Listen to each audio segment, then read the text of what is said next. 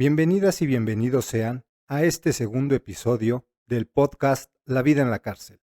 Yo soy Jaltor Gabé y es un verdadero placer contar con su compañía. En esta ocasión, nuestro recorrido comenzará por brindar respuesta a la primera de las interrogantes planteadas al inicio del episodio anterior, para, además de dar continuidad a nuestro trabajo, ir conformando una visión cada vez más amplia de este entorno social no tan diferente de la vida en el exterior, pero que presenta, de manera focalizada, cada una de las problemáticas de la vida social, y que gracias a esta focalización nos permite un acercamiento más detallado para explicar los fenómenos al interior de la cárcel y brindarnos también una proyección precisa del conglomerado en general. A nadie ha de extrañar que la corrupción esté presente en la vida carcelaria. Sin embargo, referir que es la única forma de vida, para una gran cantidad de personas podría parecer una exageración. Desgraciadamente, no lo es.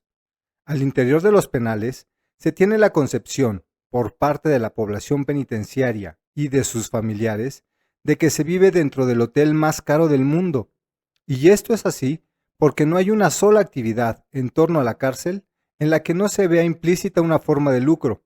ya sea por parte de las autoridades, tanto administrativas y de seguridad y custodia, como por parte de la población interna. En palabras simples, todo es dinero. Y desafortunadamente, en la mayoría de los casos, quienes pagan la cuenta son las familias de los internos. Es increíble. Apenas llegas a la cárcel y otra regla que aprendes de inicio es: al mono le tienes que dar lo de su lista o te atienes a las consecuencias. Hago constar que, cuando llegué a la cárcel, la ley, voy a llamarle ley vieja, al reglamento de reclusorios y centros de readaptación social del entonces Distrito Federal, era más timorata que en la actualidad, y solo refería en su artículo 154 que los delitos o faltas cometidas por el personal del sistema de reclusorios del Distrito Federal serían sancionados conforme a la Ley Federal de Responsabilidades de los Servidores Públicos y a las disposiciones penales y laborales aplicables. Recordemos que ya se advirtió en el primer episodio sobre las consecuencias que habría de enfrentar cualquier delator en aquella época, por lo que nadie denunciaba esas prácticas adoptándolas como parte del deber ser de la vida cotidiana. Hoy en día, gracias a las quejas por parte de la ciudadanía, familiares de reclusos, cansados de padecer estas prácticas, y las denuncias realizadas por algunas personas privadas de la libertad ante las instituciones garantes de derechos humanos, ya sea durante algún recorrido de inspección por parte de sus agentes al interior de los penales, o de forma directa ante una visitadora o visitador, por una queja bien constituida en contra de la institución penitenciaria o de su personal, desde el reglamento de la Ley de Centros Penitenciarios de la Ciudad de México, ley vigente, ya se contemplan mecanismos de prevención y erradicación de la corrupción en sus artículos 13, 14 y 158, fracción 13ª, casi por completo inoperantes, los cuales refieren: artículo 13. La persona titular de la Secretaría, por sí o por conducto de la Subsecretaría, deberá implementar las medidas necesarias para prevenir, detectar y sancionar actos de corrupción en los centros penitenciarios y en el Centro de Sanciones Administrativas. Cualquier persona servidora pública, persona privada de la libertad o cualquier persona que conozca sobre algún acto de corrupción está obligada a denunciar de inmediato ante las autoridades competentes. La mayor parte de las veces resulta en una pérdida de tiempo. Primero, porque se deben confrontar dos sujetos que, aunque en teoría gozan de igualdad jurídica, es decir, que tienen los mismos derechos y obligaciones ante la ley, reclusas y reclusos están obligados a probar su dicho. Y sin los medios adecuados, eso deviene en algo muy complejo. No porque no existan dichos medios, sino porque quienes los tienen nunca van a denunciar, pues están viéndose beneficiadas y beneficiados de las prácticas corruptas. Segundo, porque la autoridad administrativa cubre las espaldas del cuerpo de seguridad y custodia, y viceversa. Esto es, al momento de tener que enfrentar una demanda, el personal de la institución coadyuva entre sí para hacer ver a internas e internos como personas conflictivas, que solo buscan llamar la atención de alguna manera, quienes inventan cosas, y por ende, ni siquiera merecen ser escuchadas, demeritando con ello su posición como denunciantes ante ese tipo de hechos. Con base en lo referido, únicamente quienes, por su conjunto de valores, no desean formar parte de estas prácticas corruptas, o quienes no gozan de los medios para hacerse con esos beneficios paralegales, o quienes están en extremo resentidas y resentidos en contra del sistema por diversas vivencias discriminatorias, vejatorias y vulneradoras de derechos humanos, son quienes denuncian, y nunca llegan a ser siquiera el 1% de la población penitenciaria. Prosigamos con el contenido del artículo 14. Queda prohibido al personal adscrito a los centros penitenciarios y al Centro de Sanciones Administrativas aceptar o solicitar por sí o por interpósita persona, esto significa a través de terceros, préstamos o dádivas en numerario, en efectivo o especie, cualquier otra cosa que no sea dinero, con el objeto de realizar distinción u otorgar privilegio alguno a cualquier persona privada de la libertad para permitirle o no el acceso a un área, zona o estancia distinta a la que le corresponda. En verdad que el artículo se queda cortísimo en cuanto a miras del actuar del personal. Claro que es común que se acepte o soliciten dádivas por sí o interpósita persona, en este caso, a través de las personas privadas de la libertad comisionados dentro de cada área de la institución, o de forma directa. ¿Para qué? Entre otras cosas, para obtener una asistencia sin asistir y sin justificante en cualquier área que imparta cursos,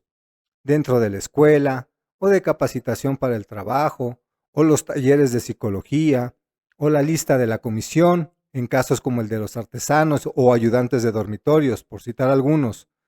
o a los grupos de alcohólicos anónimos o talleres eclesiásticos. También para realizar diversos trámites, como la obtención de una carta de reclusión, la atención en el servicio médico, el acceso a determinada información de los expedientes técnico o jurídico, el alta en una comisión, la inscripción sin presentarse a la escuela o taller de cualquier área, la aceleración de los trámites de visita general o de la visita íntima, la seguridad de ir bien evaluado por las áreas cuando el juez solicita algún reporte para un beneficio, o para lograr lo inimaginable, como el que entre una visita sin estar registrada, meter un aparato electrodoméstico de lujo, como pantallas inteligentes, un teatro en casa, o estéreos de última generación, o la última versión de una consola de videojuegos, o cosas prohibidas como tintes para el cabello, drogas, armas, alcohol, celulares. Y lo del acceso a distintas áreas, es evidente que cada esclusa, es decir, cada paso resguardado por elementos de seguridad del centro, representa dar una moneda, y obvio, un cambio de estancia o dormitorio implica un costo. No existen los trámites gratuitos como señala que debiera ser la ley. Todas y todos encuentran la forma de hacer dinero al interior del penal, sin importar su posición o la ubicación o papel que desempeñen. Por su parte, el artículo 158, en su fracción 13ª, dice: las personas privadas de la libertad tienen la obligación de observar las normas de conducta, mantener el orden y la disciplina en los centros penitenciarios. Para tal efecto, se aplicarán las correcciones disciplinarias a las personas privadas de la libertad que incurran en cualquiera de las infracciones siguientes. La fracción 13 puntualiza: solicitar, exigir, entregar u ofrecer dinero o cualquier préstamo o dádiva a cualquier persona que se encuentre al interior del centro penitenciario. ¡Ja! Simplemente imposible. El funcionamiento del sistema carcelario implica que las personas privadas de la libertad obtengan recursos, de donde sea, para su supervivencia y en la medida de sus posibilidades, aportar algo al gasto familiar. Por desgracia, la mayoría lo hace a través de medios ilícitos: venta de drogas, extorsiones telefónicas, planeación, dirección, organización y control de grupos de delincuencia organizada, entre otros, que afectan tanto al interior como al exterior de la cárcel. Y quienes no delinquen cometiendo este tipo de actos delictivos, lo hacen al prestar sus servicios a las autoridades administrativas y de seguridad de los centros, ocupando diversos puestos dentro de las estructuras operativas, de manera extraoficial, estando este tipo de actividad prohibida en la ley para las internas e internos, pues el artículo 98 de la ley vigente señala que queda prohibido que las personas privadas de la libertad desempeñen empleo, cargo o comisión alguna en la administración de los centros penitenciarios, o que ejerzan funciones de autoridad, de representación o mando sobre las demás personas privadas de la libertad ante las autoridades. A lo que se agrega lo citado por el párrafo segundo del artículo 78 de la misma ley, que señala: las personas privadas de la libertad no podrán tener acceso a los archivos o expedientes administrativos, técnicos o jurídicos ubicados en el área de gobierno del centro penitenciario, por lo que no deberán ser empleados como apoyo administrativo del personal penitenciario. Esta siempre ha sido una prohibición que nunca se ha respetado. La institución no puede funcionar sin el trabajo realizado por presas y presos. De entrada, el personal administrativo, casi en su totalidad, salvo honrosas excepciones, está acostumbradísimo a no mover ni un dedo. Esperan que todo lo resuelvan sus comisionadas y comisionados. Hay muchas trabajadoras y trabajadores dentro de las diversas áreas de la cárcel que ni siquiera saben de qué va el trabajo dentro de su área. ¿Cuáles son sus estadísticas? ¿Quiénes son las personas que interactúan con sus respectivas oficinas? ¿Cuáles sus necesidades? O usar un equipo de cómputo, o redactar un informe o cualquier tipo de escrito, y que solo estampan su firma en los oficios redactados, transcritos e impresos por internas e internos,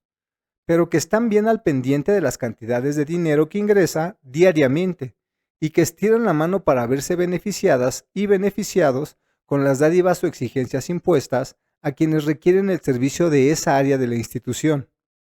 Es aquí donde tiene lugar la vulneración de derechos. 1. El derecho de reclusas y reclusos a ser sometidos a un proceso reinsertorio desde dentro de la prisión,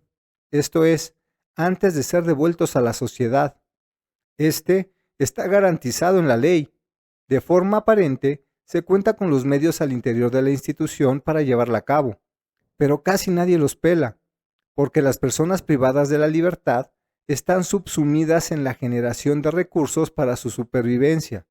y las autoridades en hacerse con esos mismos recursos, siendo más fácil y lucrativo para la mayoría adoptar las prácticas corruptas. Este punto será ampliamente abordado en este proyecto. 2. Este mismo derecho a la reinserción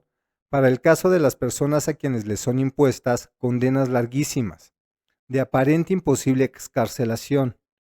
quienes, como ya se refirió antes, buscan abordar diferentes opciones con tal de ver una luz al final del camino, o de menos, vivir con lujos y todo tipo de comodidad de su reclusión, y que obviamente fomentan en el grueso de la población carcelaria el desinterés por acercarse a las opciones ofrecidas para llevar a cabo el proceso de reinserción,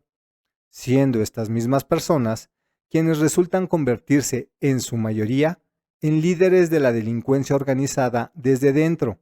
sometiendo a través de diversos mecanismos al resto de la población de los penales. 3.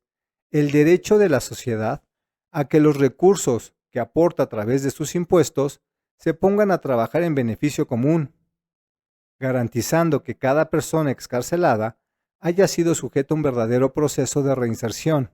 Me explico, que de alguna manera se les conmine a explotar las herramientas necesarias a quienes cometieron un ilícito para que no delincan nuevamente, y no como sucede en la realidad, que aprenden nuevos artificios para seguir dañándose y dañando a los demás una vez son reinsertados en la sociedad. De facto, con todo y las cámaras de videovigilancia conectadas al C2, C4 y C5 de la Ciudad de México, instaladas al interior de las cárceles, autoridades y monos se resguardan al interior de sus oficinas, de las celdas o de sus casetas de vigilancia, donde no hay cámaras, para sostener la práctica habitual del intercambio de todo tipo de dádivas a cambio de privilegios. Amén que se cuenta con la coparticipación de la población interna para transar entre sí y hacer llegar los recursos al personal carcelario, convirtiéndose en un cuento sin fin. Aún tengo muy presente mi primer día en el reclusorio. Yo arribé a la institución penitenciaria alrededor de las 11:30 de la mañana, y tras la referida masajeada y despojada de la que se habló en el capítulo anterior por parte de los elementos de seguridad, el protocolo indica que deben expedir un certificado médico para dejar constancia legal de las condiciones físicas y de salud que presenta quien recién arriba al ingresar a la institución. De iure, es decir, de acuerdo con la ley, en el artículo 83, toda persona que ingrese para su internamiento en el centro penitenciario será recibida por el personal de seguridad y custodia, en caso de ser necesario, con apoyo de un traductor o intérprete, con los que no se cuenta al interior de los penales. Será examinado por el personal médico del centro, quien elaborará certificado médico correspondiente. Si el personal médico detecta alguna enfermedad física o mental o alguna característica que ponga en riesgo su seguridad personal o la de terceras personas dentro del centro, se dará cuenta de ello para definir su ubicación. En el caso de que la persona de nuevo ingreso requiera y o porte medicamentos, el médico determinará si puede conservarlos o si deberá dejarlos en resguardo del área médica. En este sentido, la esencia de la norma no ha cambiado gran cosa, y por ello omitiré referir la ley vieja de cuando entré. Solo diré que la reforma legal se decanta por la sobreprotección de los derechos humanos en un intento por mejorar las condiciones de vida de este grupo poblacional, considerado como uno de tantos vulnerables. Regresando al punto, de conformidad con la ley nueva, en su artículo 26, al ingresar a los centros penitenciarios preventivos,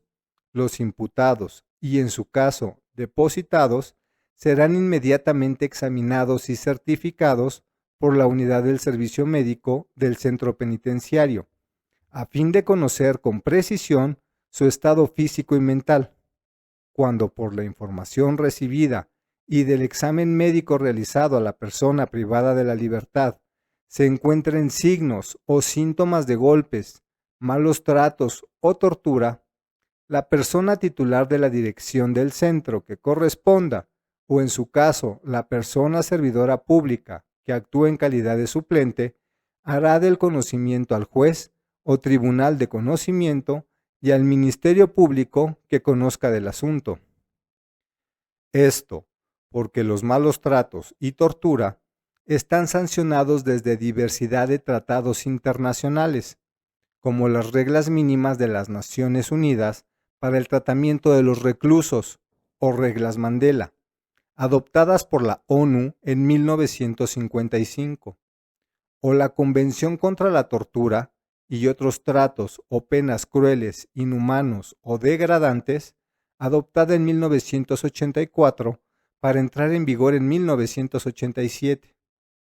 o la Convención Interamericana para prevenir y sancionar la tortura, adoptada en 1985, todas signadas por México, las cuales, aterrizadas en nuestra normatividad, generan responsabilidad jurídica tanto para los agresores como para el Estado, por no vigilar adecuadamente que se eviten este tipo de transgresiones, pero que, en su aplicación, se llevan años de lucha para ser demostradas y sin beneficios palpables para las víctimas de este tipo de abusos,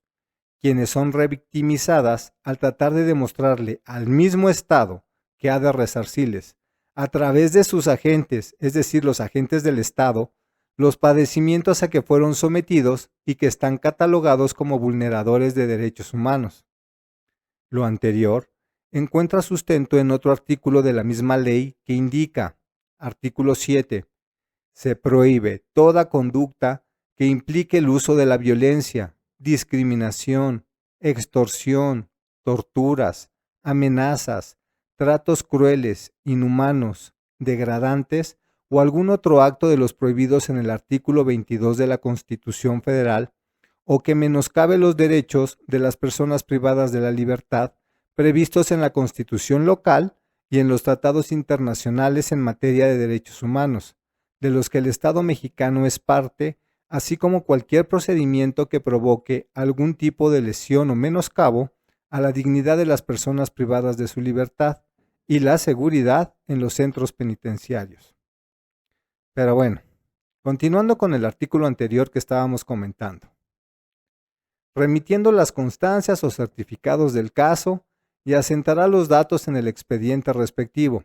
el cual estará a disposición del defensor de la persona privada de la libertad, quien podrá obtener copia de las constancias que obren en el mismo. Este es un derecho que no solo puede exigir el abogado defensor del recluso, también lo puede solicitar un familiar directo o incluso el mismo interno, y sin necesidad de ninguna dádiva. Si como resultado del examen médico fuere conveniente un tratamiento especializado, la persona titular de la dirección del centro, o en su caso, la persona servidora pública que supla a la titular, dictará las medidas necesarias para que la persona privada de la libertad sea trasladada a la unidad del servicio médico del centro penitenciario o a la institución médica que el caso amerite, situación que se comunicará inmediatamente a los familiares y al defensor. En la práctica, el certificado médico es un documento elaborado a destajo, bajo un machote concebido ex profeso, para ese fin en particular, en el cual nunca o casi nunca se precisa la situación real de las personas privadas de la libertad, salvo en caso de evidentes lesiones, como las provocadas por un arma de fuego, huesos rotos u otros hechos demasiado notorios que no pueden ser pasados por alto, pues comprometerían en demasía a la institución carcelaria, denostando siempre que la responsabilidad de este tipo de lesiones fue a causa de agentes externos a la institución, aunque muchas veces las lesiones hubiesen sido provocadas por los custodios en la aduana de acceso. Un caso muy común cuando se trata de la consignación de violadores o incluso de algunos rebeldes o intoxicados que retan y se agarran a golpes con los de negro. Este es el color de los uniformes de los elementos de seguridad y custodia, o de algunos que llegan con la recomendación de alguien de afuera, casi siempre la parte acusadora. El hecho es que ni había ni hay como tal una exploración médico-legal como estaba o está señalado en la ley y en el manual de procedimientos, ni quedaba, y a veces aún no queda, un registro documental preciso, acorde con las condiciones reales de las personas recién encarceladas, pues salvo el interrogatorio respecto de los datos generales del interno, lo cual no toma más de 5 minutos, no había ni hay mayor interacción entre el médico y el recluso. Y aunque durante este proceso se señalase algún padecimiento crónico o enfermedad que requiriese atención inmediata o la administración de algún medicamento, por ejemplo, insulina para un diabético, el médico se limitaba, y hasta la fecha se limita, a referir que la persona debe solicitar una consulta médica en otro momento para tratar ese asunto. En distintos espacios se dará una explicación pormenorizada del manejo de cada una de las diferentes áreas de la institución penitenciaria. Por ahora, permítaseme solo hacer referencia a ciertas generalidades, sin adentrarme de lleno en infinidad de situaciones que nos llevarían una eternidad detallar de inicio. Retomando, dicha certificación, en mi caso, se llevó más de 2 horas, y no porque hubiera una demanda de atención médica increíble. Según los datos oficiales de esa época, la población total era de apenas 2.800 reclusas y reclusos en el Distrito Federal. Ni porque fuésemos muchos los que habríamos de ser certificados en ese momento, ni como ya se mencionó, porque se nos practicase una valoración profunda y a conciencia. Éramos solo 3. Más bien, era que el personal médico y administrativo estaba envuelto en la cotidianidad de su labor, tomando cafecito por aquí, chismeando por allá, o atendiendo a sus negocios personales al interior de la unidad médica, como en cualquier espacio de la administración pública, pero exacerbado, en razón de que las personas privadas de la libertad somos vistas como menos valiosas que el resto de la sociedad. De ahí, fuimos conducidos al antropométrico. En esta área es donde te toman las clásicas fotos de frente y de perfil mientras sujetas una placa con el número de identificación que te es asignado por el área jurídica al ingresar y las siglas del penal que te recibe. Dicho número está compuesto por 2 cifras, el número consecutivo correspondiente, con base en la sumatoria de la lista de ingresos, es decir, que si el anterior a 1 fue el 125, a ti te toca el 126, y al siguiente el 127, y así sucesivamente, y el año en curso, más las siglas del centro de encarcelamiento, quedando como ejemplo 576 diagonal 03-RS, significando que es el ingreso número 576 del año 2003 del Reclusorio Sur. A lo anterior, se suma la captura de las fotos, la toma de datos personales, nombre completo, dirección, talla, estatura, peso, señas particulares, escolaridad, generales de los familiares directos, números de contacto y demás, y el registro de huellas dactilares, o lo que en el bajo mundo se conoce como tocar el piano. Sin exagerar, otras 2 horas en ese proceso, toda vez que la dinámica operativa del área era idéntica a la del área anterior, y como habíamos sido recién despojados de nuestras pertenencias de valor y no contábamos con un solo quinto encima, eso ralentizaba tremendamente todo, porque si por el contrario hubiésemos contribuido en algo a las necesidades de los actores sociales con quienes interactuábamos en esos momentos, la atención hubiera sido inmediata, tal como pude comprobar que sucedía a lo largo de toda mi estadía en prisión, con quienes llegaban con su jugo de alitro, o su agua embotellada, o refresco de lata y algún otro consumible de marca comercial, o de plano con un billete en la mano. De ahí nos condujeron al área de ingreso, donde habríamos de permanecer como primer espacio de confinamiento. Al poco tiempo de haber sido depositados en ese lugar, entró un elemento de seguridad y custodia gritando ¡Lista! La población de ese espacio se formó frente al uniformado e iban pasando de uno en uno para indicar al custodio su nombre y entregarle en mano una X cantidad de dinero. Y como ese día fue uno de visita, la mayoría, cuyos nombres tenían una marca en la lista del mono, daban entre 10 y 20 pesos, de los del milenio pasado. Los que omitían el pago eran sancionados con 3 golpes en la cabeza,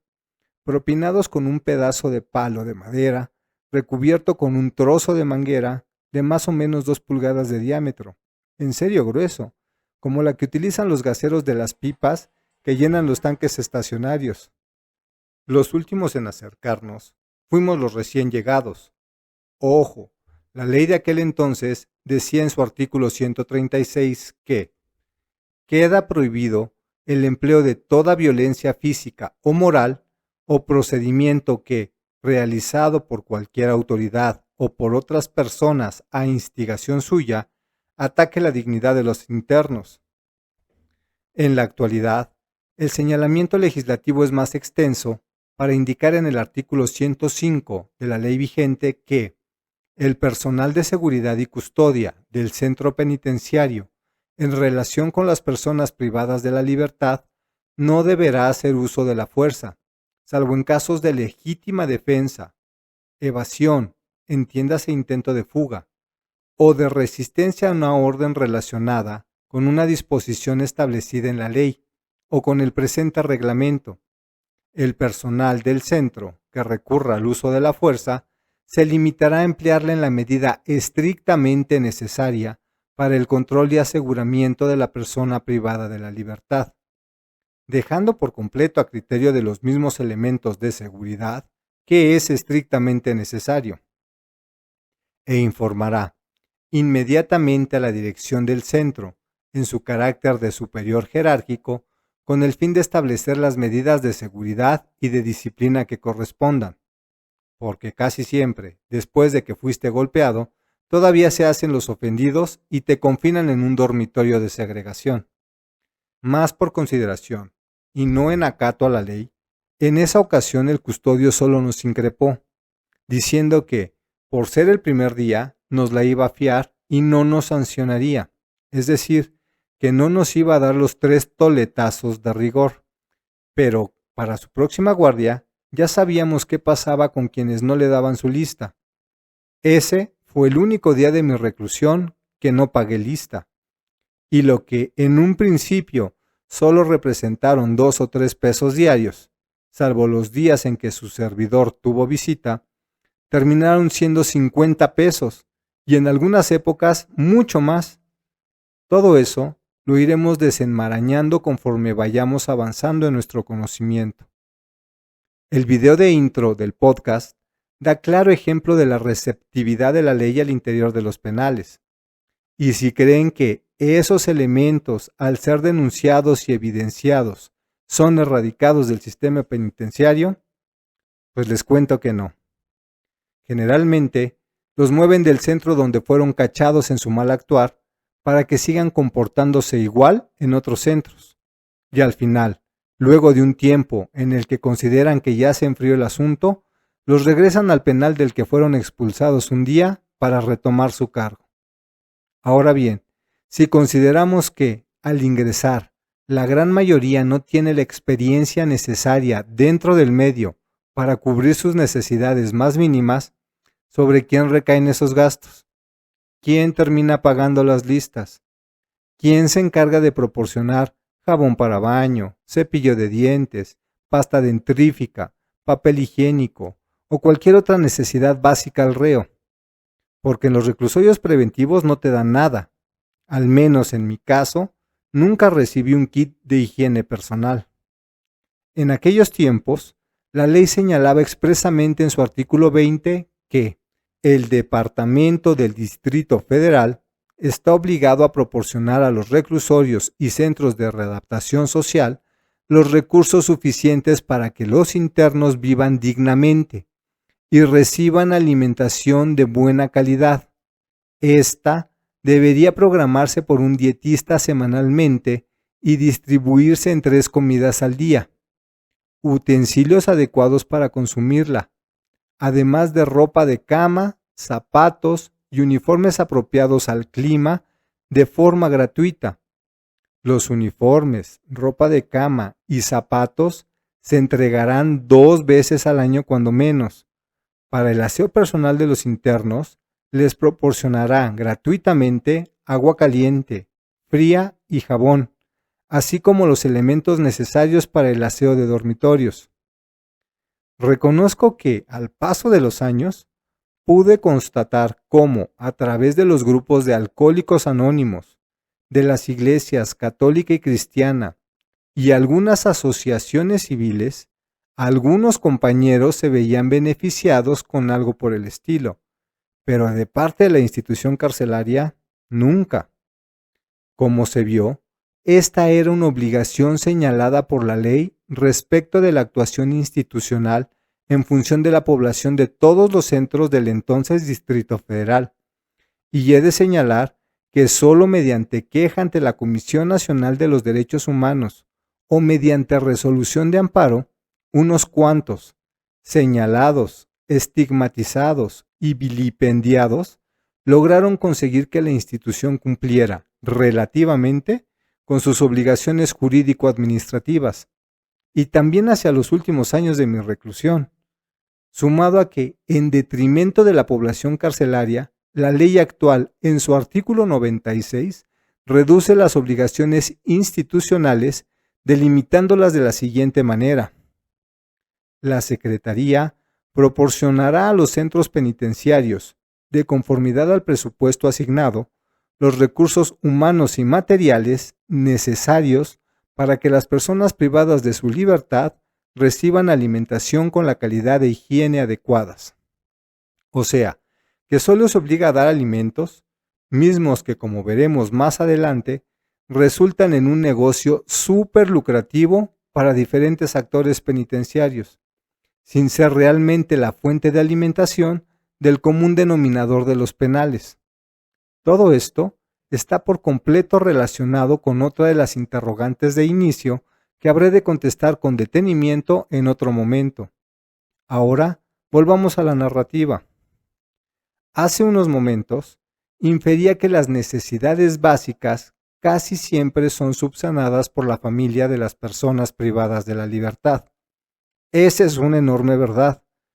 Pero quienes han tenido la necesidad de visitar una cárcel saben que además de ser una experiencia terrible en la que sales ultrajado, robado, maltratado física y emocionalmente, te piden dinero casi hasta por respirar, justificando siempre su actuar en los reglamentos concebidos y positivados, o lo que es lo mismo, promulgados, expedidos y publicados desde el Congreso, de los cuales el personal hace una interpretación muy ad hoc, es decir, a su modo, en su beneficio, encontrando N cantidad de pretextos para aducir que algo no está de conformidad con lo señalado en el reglamento de la institución, coaccionando y o coercionando a los visitantes para que mediante la retribución de una determinada dádiva les sea tolerada la falta y pueda ingresar a ver a su interna o interno con las cosas que le lleva. Pero, ¿qué es esto de la coacción y la coerción? La coacción es el acto de obligar a alguien a hacer o decir algo bajo amenazas. Y aunque existe una coacción legítima, como cuando el Estado obliga, por ejemplo, a respetar la ley, también existe la coacción ilegítima, que es la llevada a cabo por parte de una o varias personas sobre alguien, por razones egoístas, para obtener un beneficio o ganancia personal. Es importante señalar que las personas que actúan bajo coacción no pueden ser señaladas como culpables o responsables de los actos que se ven obligados a realizar, toda vez que su voluntad está siendo sometida. Por otra parte, la coerción es la presión ejercida sobre alguien para que asuma determinada conducta mediante el uso de la fuerza o autoridad. Al igual que la anterior, existe una forma de coerción legal, como la impuesta por la ley, que amenaza con una sanción ante su incumplimiento o la comisión de un delito, y una coerción ilegal, impuesta mediante actos ilícitos que tienen como fin determinar el comportamiento de alguien por encima de sus derechos, logrando, mediante cualquiera de estos mecanismos o en conjunción, que la gente se desprenda de su dinerito, con tal de que los dejen llegar hasta donde se halle su presa o preso, y poder dejarles sus cositas,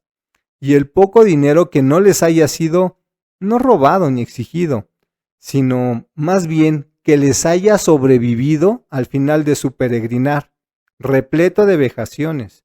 para que tengan con qué pagar sus listas y cubrir mínimamente algunas de sus necesidades más apremiantes. Como bien pueden darse cuenta, el tema es en verdad extenso y sería imposible abordarlo desde todas sus aristas y complejidad en un solo episodio, por lo que lo dejaremos por inacabado,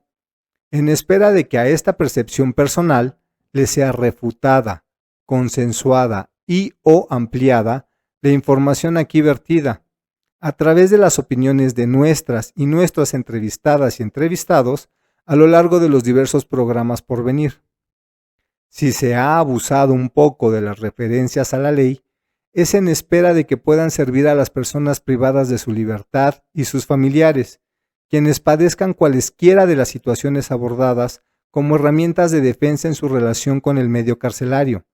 y que de mínimo tengan conocimiento de sus obligaciones y derechos.